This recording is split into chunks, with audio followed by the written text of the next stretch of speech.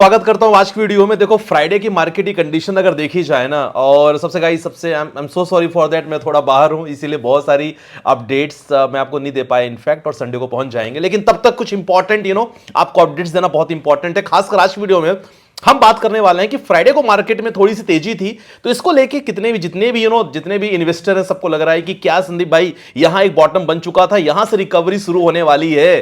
तो भाई बहुत कुछ हो रहा है बाजार में और आपको समझना बहुत जरूरी है, क्योंकि आज की वीडियो में बात करने वाले हैं भैया, ट्रंप साहब का नया स्टेटमेंट आ चुका है और यह स्टेटमेंट के बारे में आपको समझना बहुत जरूरी है कि उन्होंने 19 मिनट का भाषण दिया है आज, और 19 मिनट में क्या क्या इंपॉर्टेंट बातें उन्होंने कही है, यह समझना आपके लिए जरूरी है। और सबसे इंपॉर्टेंट है, जो मेरे दो इंडिकेटर में हमेशा बात करता रहता हूं कि अगर दोनों इंडिकेटर का डायरेक्शन सही है तभी मार्केट में कुछ तेजी का एहसास हो सकता है। फिलहाल अगर देखा जाए तो ट्रंप ने टैरिफ को लेके भी एक नया बम फोड़ा है सर।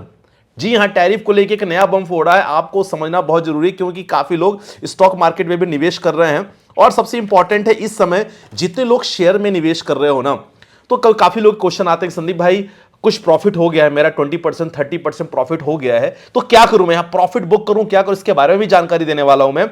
एसआईपी काफी लोगों ने रोक दिया है, 97% एसआईपी स्टॉपेज रेशियो हो चुका है। तो आपको मन में डाउट हो रहा होगा, संदीप भाई इतने लोग एसआईपी बंद कर रहे हैं, क्या मैं एसआईपी कंटिन्यू करूं? तो ये सब चीज आज की वीडियो बहुत इंपॉर्टेंट होने वाली है। तो आपको पता है कंप्लीट पैकेज रहता है, वीडियो को लाइक कर देना, चैनल को सब्सक्राइब कर लेना। सबसे पहले भैया ट्रंप साहब की स्टेटमेंट, आपको पता है कि भैया ये बंदा नहीं सुधरने वाला, और हम क्लियरली हर वीडियो में बात करते रहते हैं। रिसेंटली उन्होंने क्या संकेत दिया है? उन्होंने ये संकेत दिया है कि भैया आने वाले 2 से 3 हफ्तों में भैया ईरान पे हम और जोरदार हमला करने वाले हैं।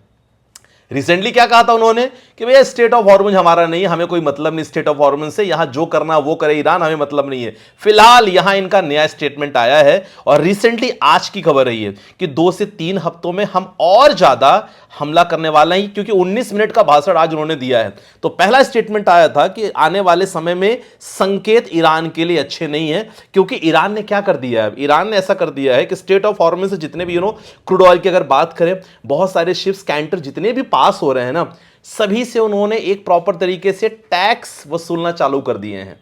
समझ गए ना? और इसका इन्होंने कतर के साथ प्रॉपर एग्रीमेंट किया है कि भैया आप दोनों हम मिलकर काम करेंगे। सॉरी, कतर प्लस ओमान दोनों के साथ में बोल रहा हूं।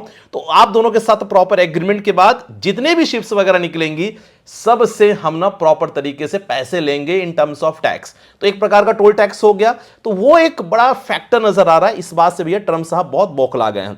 पहली बात, ये चीज इंपॉर्टेंट हो गया। अच्छा, दूसरा स्टेटमेंट इन्होंने जो दिया है, जो मंडे मार्केट के लिए मुझे थोड़ा सा अच्छा सा नहीं दिख रहा है, जी हां, वो है रिगार्डिंग इन्होंने आ गए हैं टैरिफ पे।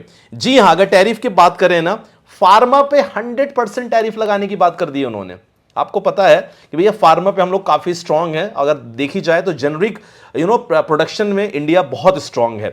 इनका सिंपल कहना है कि अगर आपको अमेरिका में कोई दवाई बेचना होगा, डेफिनेटली आपको यहां क्या करना होगा, यहां अपने प्रोडक्ट का जो प्राइस है काफी कम करना होगा, नहीं तो आप नहीं बेच सकते। तो टैरिफ 100% लगाने की बात कही है। वो 19 मिनट का जो भाषण में सब उन्होंने पूरा क्लियर कहा है, सोचो। तो ये सब चीजें सुनने के बाद ना, देखो बाजार को क्या चाहिए यार, बाजार को ना अनसर्टेनिटी बिल्कुल पसंद नहीं है, क्लियरेंस बहुत चाहिए बाजार को। अब ये क्लियरेंस बिल्कुल आया नहीं है। और सबसे इंपॉर्टेंट है, स्टील एंड एल्युमिनियम में क्या कहा उन्होंने, भैया 50% टैरिफ है ना, उसको थोड़ा सा कम करने की बोला है कि भैया हम कम कर दें, लेकिन भरोसा नहीं है। तो 50 से 25% करने का पूरा किया गया। वैसे में काफी लोग ऐसे हैं ना जिनको शेयर मार्केट में इन्वेस्ट करने से डर भी लगता है। प्रॉपर सेंसेक्स निफ्टी का अगर लेवल की बात किया जाए, नॉर्मली ट्रेडिंग करते हैं उनको समझ में नहीं आता कि लेवल्स क्या है। कोई भी स्टॉक को लेके ब्रेकआउट, कब स्टॉक का ब्रेक डाउन है, कब स्टॉक को कितना होल्ड करना है, स्टॉक एनालिसिस समझ में नहीं आता। तो ऐसे लोगों के लिए मैंने व्हाट्सएप कम्युनिटी का डिस्क्रिप्शन पर लिंक डाल दिया है, आप आराम से उसमें ज्वाइन कर सकते हो। आप लोग बोलते रहते हो फ्री में, तो भैया ये फ्री है पूरी तरह। डेफिनेटली यहां लर्निंग के लिए मैंने बनाया है, आराम से उसमें आप ज्वाइन कर सकते हो, बहुत कुछ सीख सकते हो। सिखाने वाले सेबी रजिस्टर्ड आ रहे हैं जो आपको सिखाते हैं। लेकिन सबसे इंपॉर्टेंट है, देखो ये जो ग्रुप है ना, केवल लर्निंग पर्पस के लिए है। यहां आपको कोई इन्वेस्टमेंट एडवाइस में नहीं देने वाला कि आप जाके इनको देख के आप इन्वेस्टमेंट करो, क्योंकि मैं पता क्या चाहता हूं, वो जरूर सजेस्ट कर रहे हैं, लेकिन मैं चाहता हूं कि आप लोग भी थोड़ा सा होमवर्क करो, आप लोग भी अपने लेवल पे देखो कि whether if they are saying anything, तो आप लोग भी उसको प्रॉपर तरीके से खुद के एनालिसिस करो। और यस, जब भी इन्वेस्टमेंट की बारी आए अपने डीमेट अकाउंट से करना है। आपके पास ग्रो हो, आप स्टॉक्स हो, ET money, what ever you have, आपको खुद के डीमेट अकाउंट से आपको हमेशा निवेश करना है। ध्यान रखना, ये चीज इंपॉर्टेंट, ठीक है। ये बात खत्म हुई। अब इंपॉर्टेंट है, यहां काफी लोग के क्वेश्चंस क्या आते हैं। क्वेश्चन आते हैं, संदीप भाई मार्केट कंडीशन इतनी खराब है, 97% डेटा गूगल करोगे ना, 97% एसआईपी स्टॉपेज रेशियो है।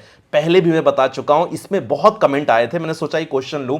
देखो 97% एसआईपी स्टॉप नहीं हुई है। समझो बात को, एग्जांपल अगर आप कोटक स्मॉल कैप में आप निवेश कर रहे थे, तो काफी लोग मार्केट की कंडीशन देखते हुए ना कोटक स्मॉल कैप से कोटक मल्टी कैप में शिफ्ट हुए हैं। अब एक एएमसी से, भले एएमसी तो सेम है लेकिन स्कीम अलग अलग है, एक स्कीम से दूसरी स्कीम में अगर सामने वाला शिफ्ट किया है, मतलब क्लियर है यहां कि यहां एसआईपी स्टॉप हुई है। यस, एक स्कीम की एसआईपी स्टॉप हुई है दूसरी स्कीम में। तो ऐसे करके काफी लोग हैं, क्योंकि बाजार कंडीशन ऐसी थी, काफी लोगों ने प्लानिंग किया था लॉन्ग टर्म का कि भाई मैं 10 साल निवेश करूंगा, 5 साल निवेश करूंगा। लेकिन प्रॉब्लम यह है कि lack of knowledge, lack of patience जो काफी लोग के अंदर नहीं होता, और जिनके अंदर नहीं होता ना वो पैसे नहीं बनाते, आपको पता होगा। यहां लॉन्ग टर्म का गेम है। अगर आपने एसआईपी म्यूचुअल फंड स्टार्ट किया है 5 साल से पहले, आपको सोचना ही नहीं है कि मुझे एसआईपी यहां रोकना है, ठीक है। और रही बात, अगर आपने अपने रजिस्टर्ड एडवाइजर से अपने प्लान बनवाया है पोर्टफोलियो का, उसने लॉन्ग टर्म के हिसाब से आपका प्लान किया है, तो वहां आप एसआईपी बंद ना करो, ठीक है, सबसे इंपॉर्टेंट। और स्मॉल कैप में कर रहे हो, मिड कैप में कर रहे हो, sir more than 5 years is very important. हालांकि मल्टी एसेट्स एलोकेशन फंड हो गया, बैलेंस एडवांटेज फंड हो गए, फ्लेक्सी कैप फंड्स हो गया, यहां अगर आप निवेश कर रहे हो तो 5 साल से कम वक्त भी चलेगा, कोई दिक्कत नहीं, छोटे मोटे रिटर्न्स आपको मिल जाएंगे। लेकिन जो आपको डाउट हो रहा था ना कि संदीप भाई इतने % लोगों ने एसआईपी बंद कर दी है, मैं आपको बताना चाहूंगा ऐसा बिल्कुल भी नहीं है।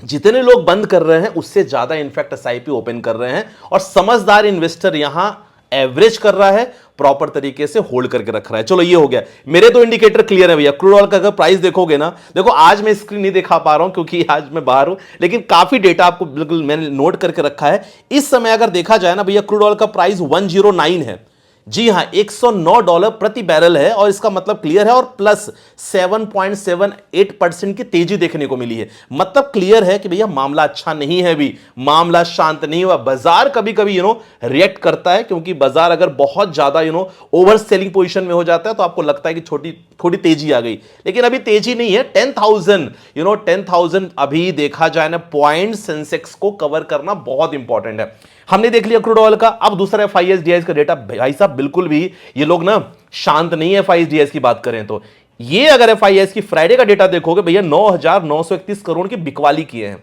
सोचो हमारा मार्केट अच्छा था, फिर भी एफआईएस को ऐसा क्या लग रहा है? प्लीज कमेंट सेक्शन में मेंशन करना आपकी भैया एफआईएस को ऐसा क्यों लग रहा है कि 9,931 करोड़ की बिकवाली अभी भी किए हैं। 1 अप्रैल, जी हां, जब अप्रैल फुल हमारा बनाया गया तो 8,331 करोड़ की बिकवाली उस दिन भी किए हैं। ओवरऑल 18,262 करोड़ की भैया बिकवाली एफआईएस ने किया है।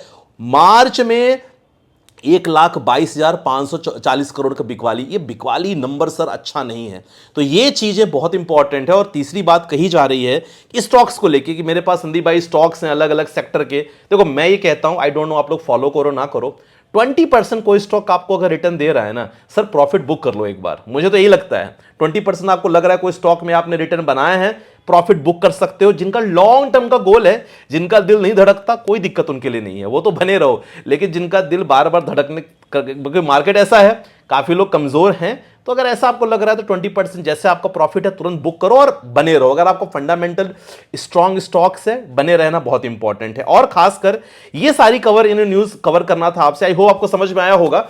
बाकी यस, मार्केट की लेटेस्ट अपडेट के लिए चैनल को जरूर सब्सक्राइब कर लेना, और यस वीडियो पसंद है तो लाइक कर लेना। बाकी मैंने व्हाट्सएप का लिंक डिस्क्रिप्शन में डाल दिया है, वहां जाओ, देखो, प्रॉपर तरीके से एनालिसिस करो। लेकिन यस, कोई इन्वेस्टमेंट एडवाइस नहीं है, राइट। मिलते हैं नेक्स्ट वीडियो के साथ, अपना ध्यान रखिएगा, बाय बाय, टेक केयर, जय हिंद गाइस।